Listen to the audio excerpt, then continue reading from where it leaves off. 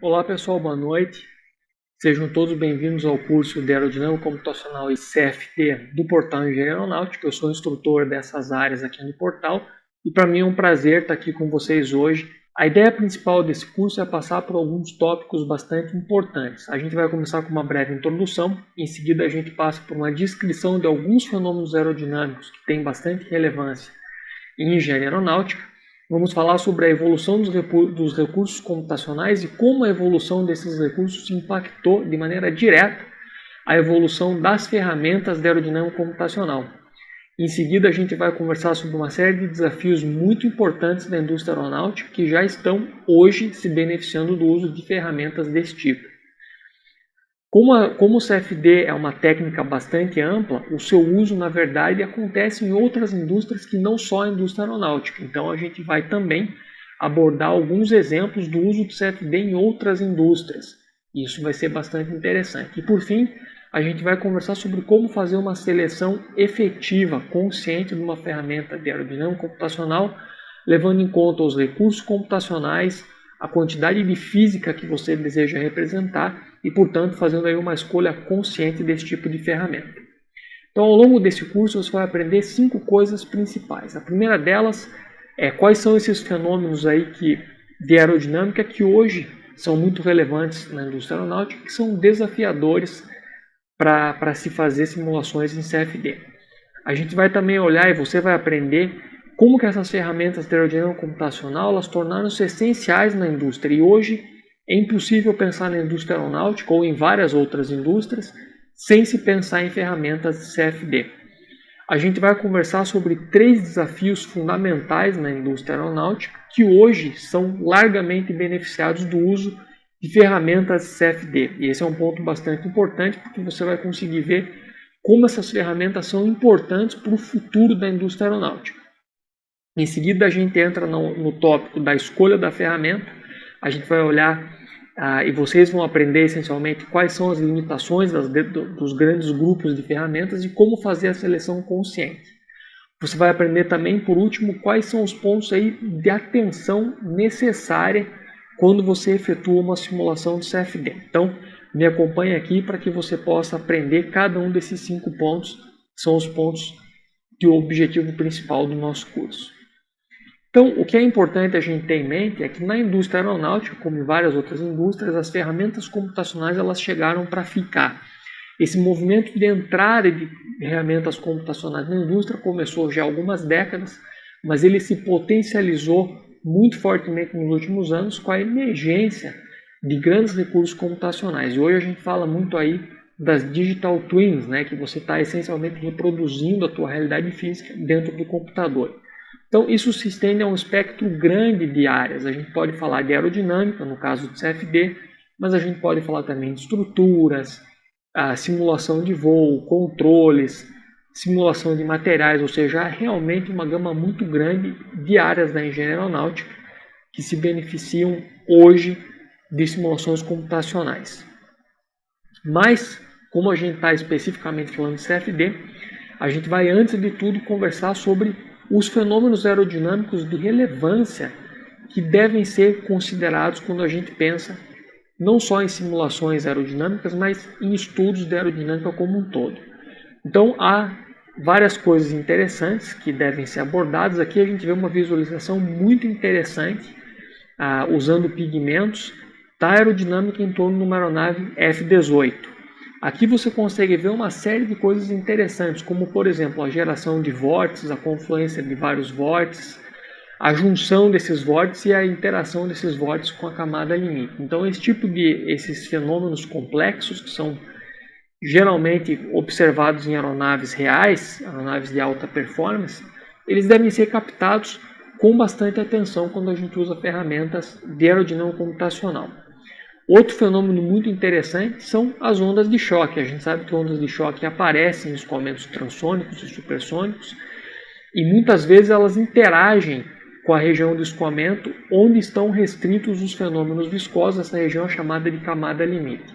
Aqui a gente vê uma visualização muito interessante de ondas de choque, usando a técnica de Schlieren, que foi feita pelo pessoal da NASA há algum tempo e foi bastante vinculada aí na mídia especializada. Então esse é outro fenômeno de grande interesse, a gente não pode perder de vista as ondas de choque.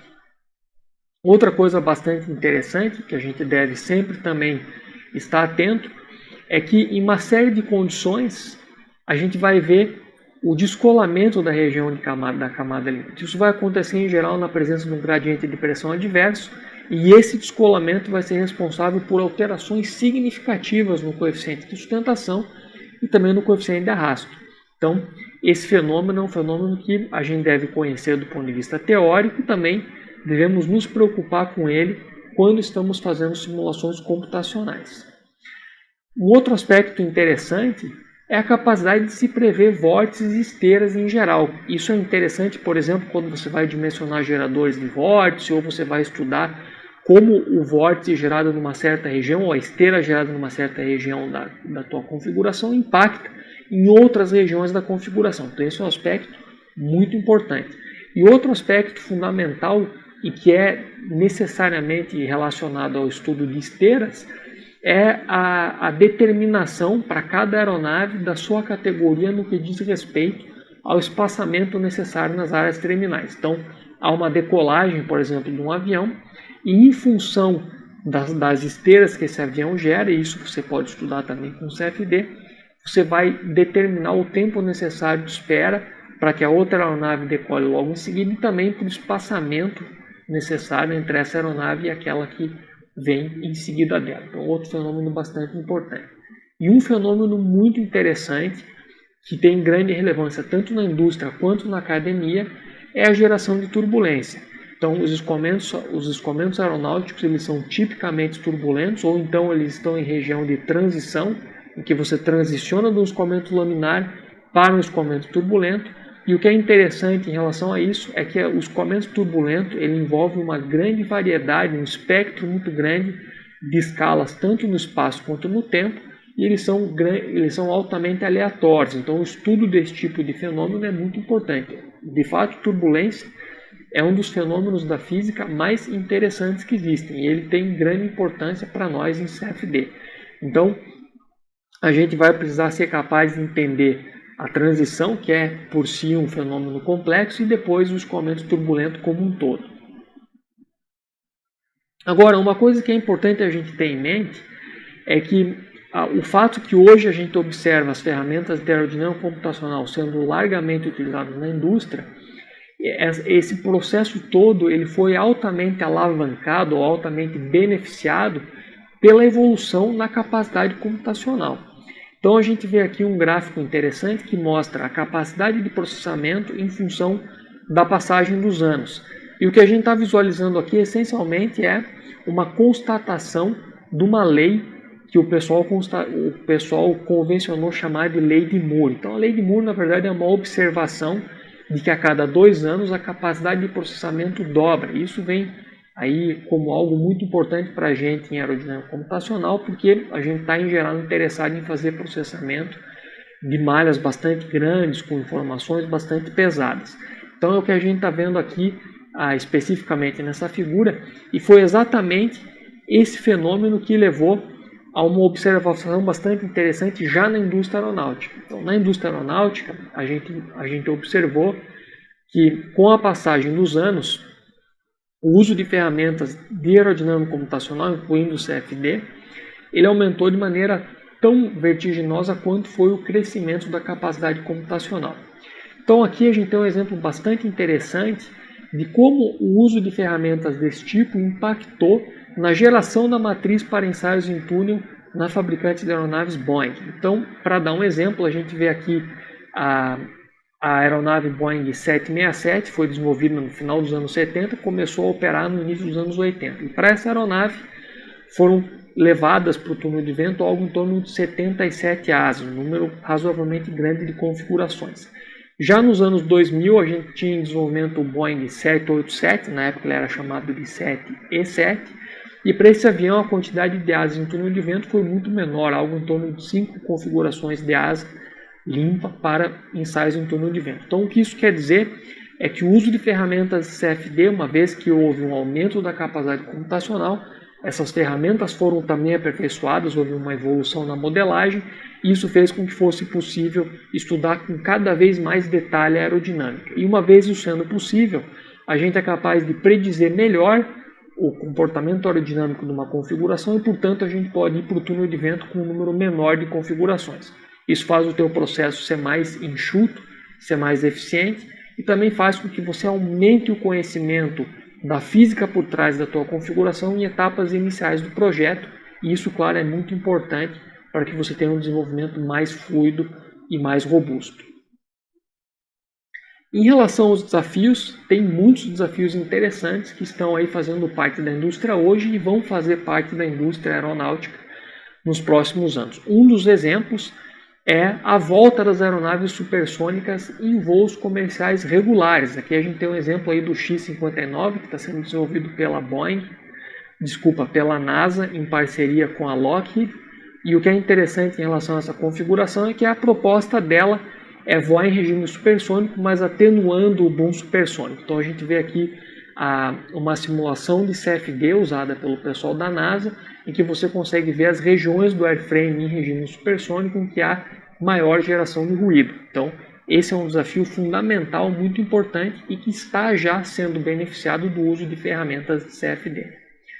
A gente tem também, claro, aí o desenvolvimento de aeronaves para transporte de mobilidade aérea urbana. A gente sabe que tem vários players do mercado trabalhando com isso, e esse aqui é o demonstrador X-57 Maxwell da NASA, que tem propulsão elétrica distribuída. O que é interessante sobre esse tipo de configuração é que você tem uma série de novos desafios do ponto de vista da aerodinâmica, como, por exemplo, o impacto da propulsão distribuída no próprio airframe. Então você precisa incluir, por exemplo, o modelo dos propellers para que você possa, de alguma maneira, representar a presença das hélices na tua simulação de CFD. O pessoal da NASA, como várias outras entidades, tanto na academia quanto na indústria, já estão usando o CFD de maneira extensiva para atacar esse problema, que é um dos grandes problemas aí da década em engenharia aeronáutica e que vai com certeza mudar o que a gente vê de transporte aéreo nos grandes centros urbanos.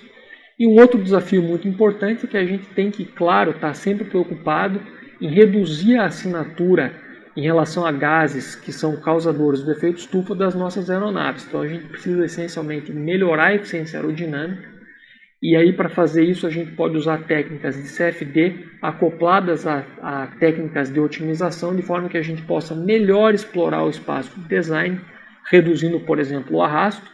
Ao reduzir o arrasto, a gente reduz o consumo de combustível.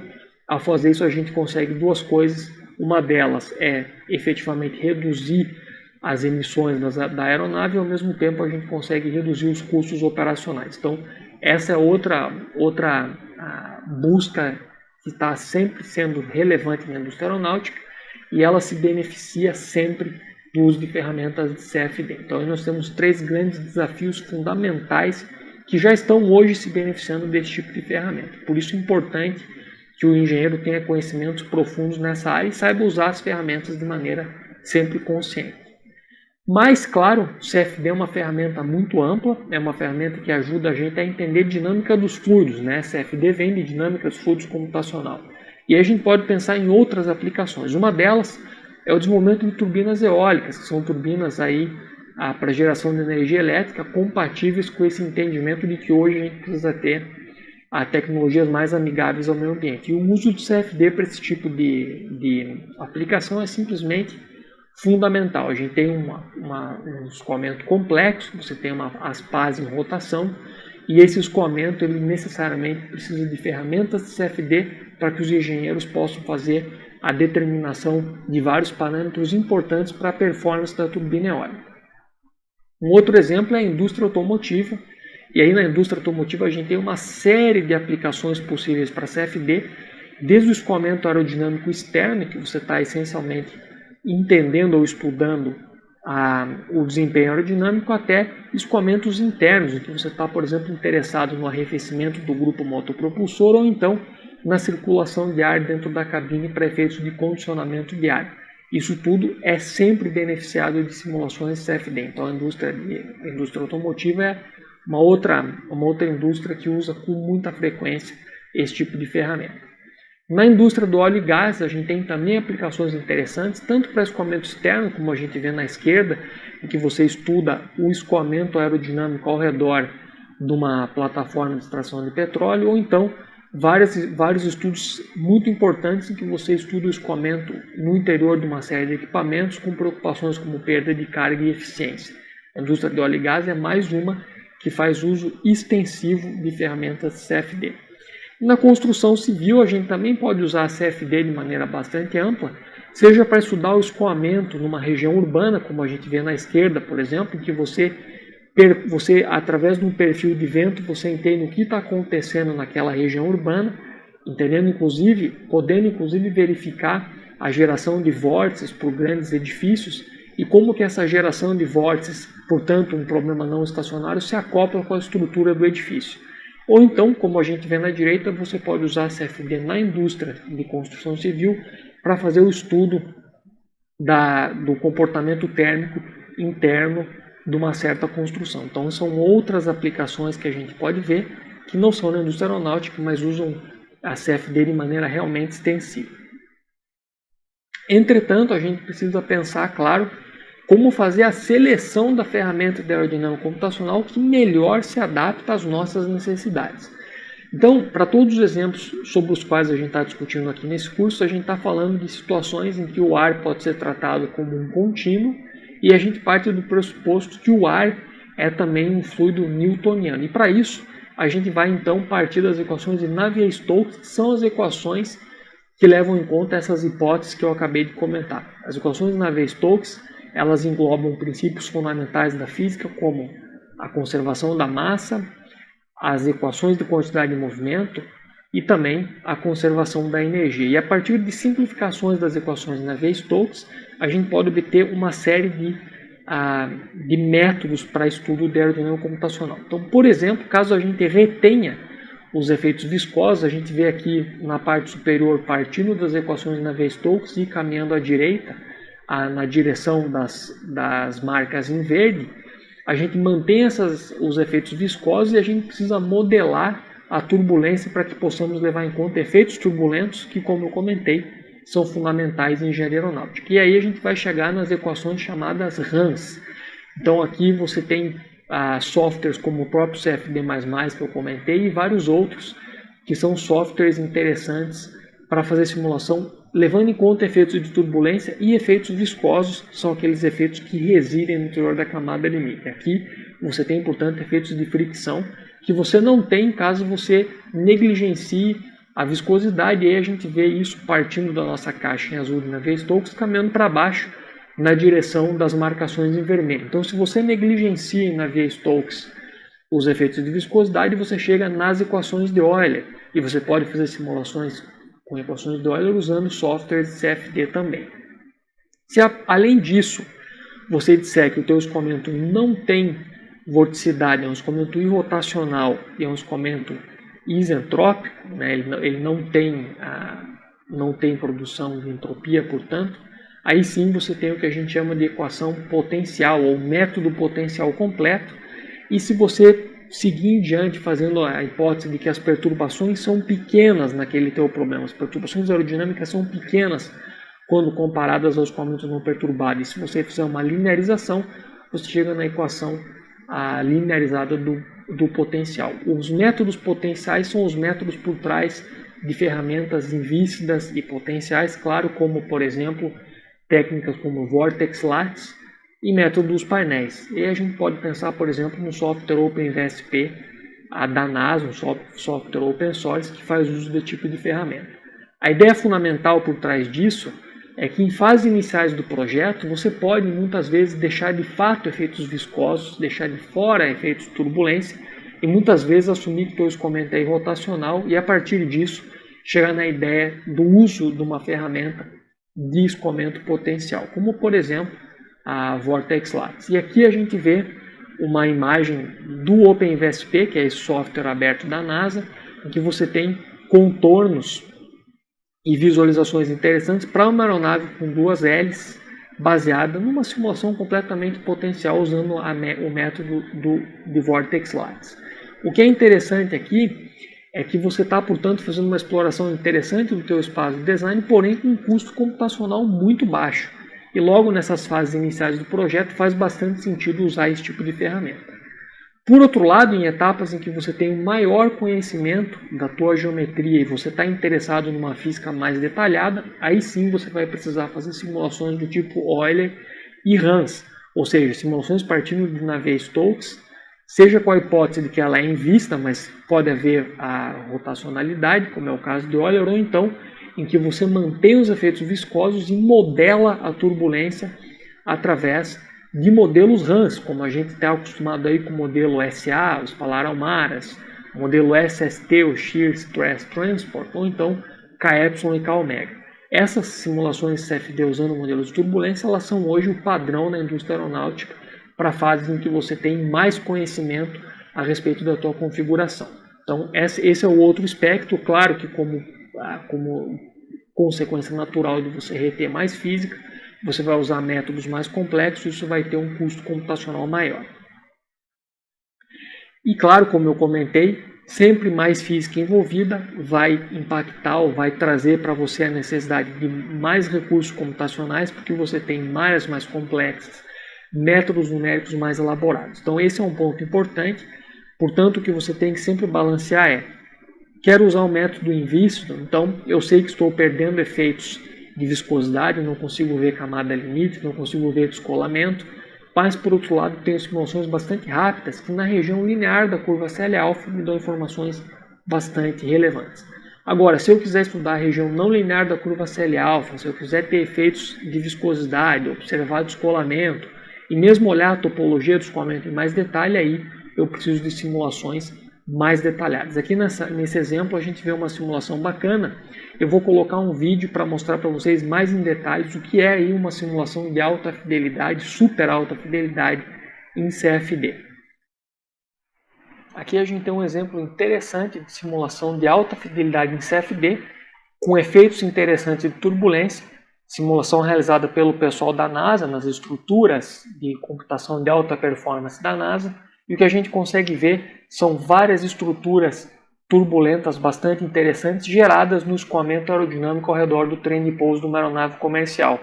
O que é interessante desse tipo de simulação é que, além da gente poder observar as várias escalas turbulentas, a gente consegue também obter informações relevantes no que diz respeito à geração de ruído a partir desse escoamento aerodinâmico. Esse é um problema fundamental em engenharia aeronáutica.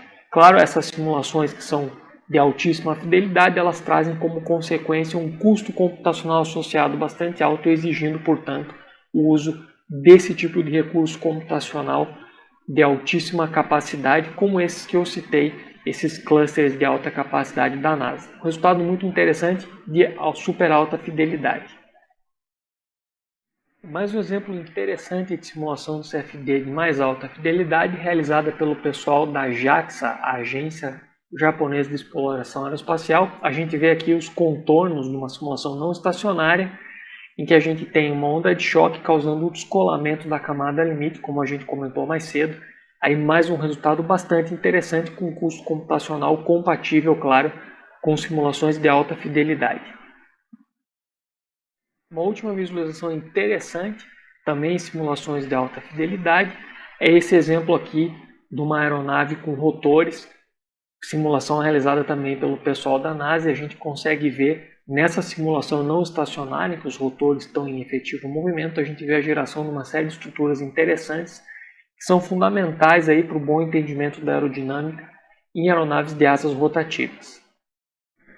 Bem, agora que a gente já conversou um pouco sobre o balanço que você tem que levar em conta, sempre pensando na física que você quer reter, no conhecimento que você já tem na configuração, nos recursos computacionais que você tem à disposição para escolher a sua ferramenta de aerodinâmica computacional, a gente vai falar um pouco sobre CFD especificamente. São simulações aí usando geralmente as equações de Euler ou então modelos Hans. E a gente vai olhar alguns dos cuidados necessários a se tomar ao se usar esse tipo de ferramenta. Então, o primeiro deles é que você vai ter que ter uma malha computacional e você deve criar essa malha computacional com base num processo bem cuidadoso, seguindo etapas criteriosas, para que você não tenha problemas de topologia. Você quer que a tua malha tenha boa qualidade e que você tenha refinamento necessário em regiões nas quais há fenômenos aerodinâmicos que devem ser bem capturados. Então, o cuidado para gerar malha, e até antes mesmo disso, o cuidado para se gerar a geometria que vai dar origem à malha, é fundamental para que você tenha uma simulação, um resultado de uma simulação que faça sentido e no qual você possa confiar. Então, nunca se esqueça, criar a malha computacional sempre com cuidado, observando a qualidade, observando tanto a qualidade da malha superficial quanto da malha no volume.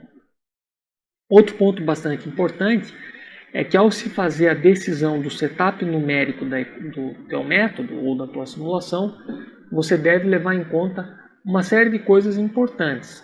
Por exemplo, você tem aí o setup numérico propriamente dito, em que você faz escolhas em relação ao avanço no tempo, ou seja, você faz uma simulação estacionária ou não estacionária, quais são os métodos que você usa como limitador, você faz uma discretização em primeira ordem ou segunda ordem. Essas são sempre opções que aparecem no solver e você tem que estar ciente das hipóteses por trás de cada uma delas e das limitações inerentes ao uso dessas hipóteses.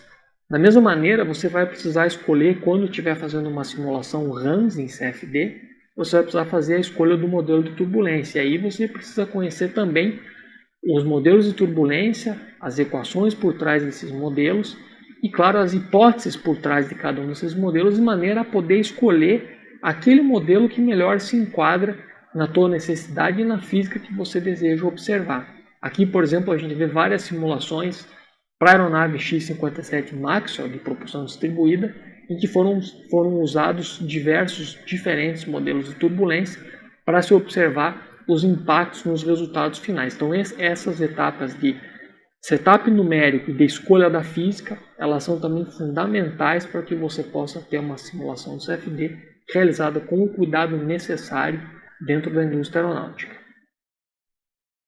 Outro ponto bastante importante, que não pode ser jamais esquecido, são os cuidados ao se fazer o pós-processamento da rodada. Antes mesmo do pós-processamento, na verdade, você vai ter que observar os resíduos e a convergência de alguns elementos fundamentais dentro da tua simulação de CFD. Então, quando a gente fala em resíduo, na verdade, o que a gente está fazendo é pegando as nossas equações de transporte, transportando todos os termos da direita para a esquerda, nossas equações discretizadas, e aí, como a gente transportou todos os termos da direita para a esquerda das equações, né? Quando eu digo direita e esquerda, eu quero dizer a direita e a esquerda do sinal de igualdade, a gente vai chegar em algo igual a zero.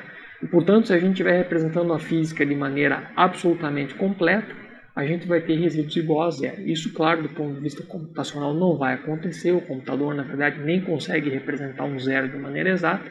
Mas o que a gente precisa observar é que haja um decaimento apreciável dos resíduos, dizendo, portanto, que a gente está, de fato, recuperando a física encapsulada nas equações de governo discretizadas. É o que a gente vê aqui no gráfico da esquerda. Mas isso não é tudo. A gente precisa também olhar sempre a convergência dos coeficientes aerodinâmicos de interesse. Por exemplo, no gráfico da direita, a gente vê a convergência do coeficiente de arrasto.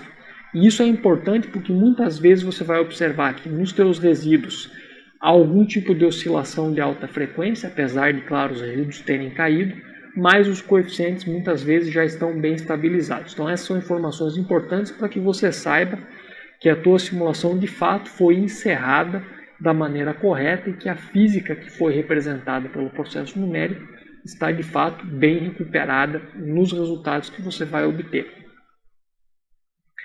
E por último, a fase fundamental, uma das fases mais importantes da simulação de CFD, é fazer o pós-processamento de maneira bastante cautelosa, explorando aqueles detalhes da física que são importantes para o problema que você está tratando.